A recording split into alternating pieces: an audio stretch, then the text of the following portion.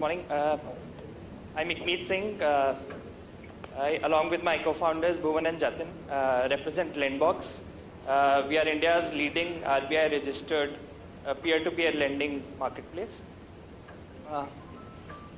Digital is the new future, and India and China lie at the cusp of this digital revolution.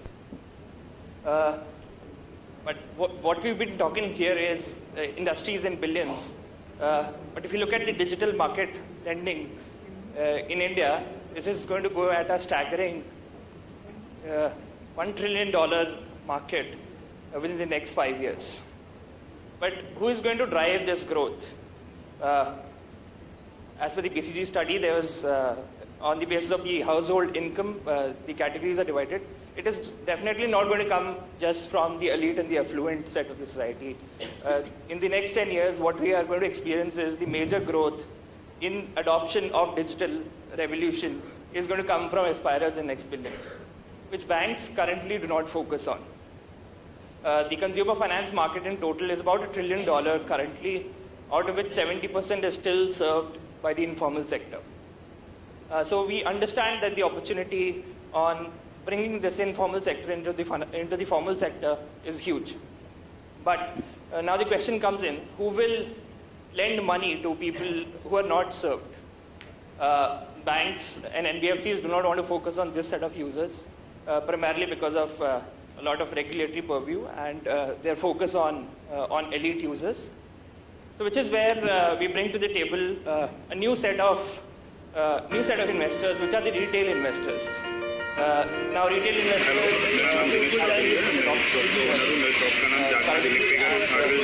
they are looking for more options which are more liquid in nature, which do not have a huge capital requirement, and which do not come with a long lock-in period. This is where P2P lending kind of checks all the boxes. We are one of the leading P2P platform in the country. We are a tech platform that connects these retail investors with potential retail with retail borrowers, and they meet on the technology platform. We are a full stack organization. We service the entire loan and investment for both the parties. Now, let me tell you a bit about how it actually works. A borrower signs up on the platform, submits his requisite information and his requirements, whatever he wants the loan for and how much he wants. Then he goes through our extremely stringent vetting process, where we vet numerous data points on the borrower, and we reject 80% of the applications which come on the platform. Now, once the borrower is listed, our investors can see and invest in the loan, and it gets funded. And Lendbox manages the entire process end to end, from the loan requirement to the funding to the digital agreements and even the EMI collections. Now a little bit about ourselves. This is Jatin, who takes care of the technology, and he comes with an extensive experience in building products and applications. There's Ikmeet, who just spoke. He comes with an extensive background in investing, startups, and also in tech consulting. And there's me, and I come from an investment banking and a finance background. And the way we know each other is that Ikmeet and Jatin used to work together for a startup accelerator fund, and Ikmeet and I used to live together in Spain when we did our MBA, so we know each other a bit too well, basically.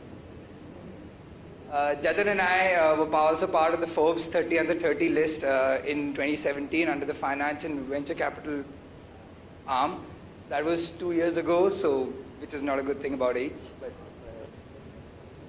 now, why would a user choose Lendbox? By user, I mean either an investor or a borrower. For an investor, it's pretty straightforward.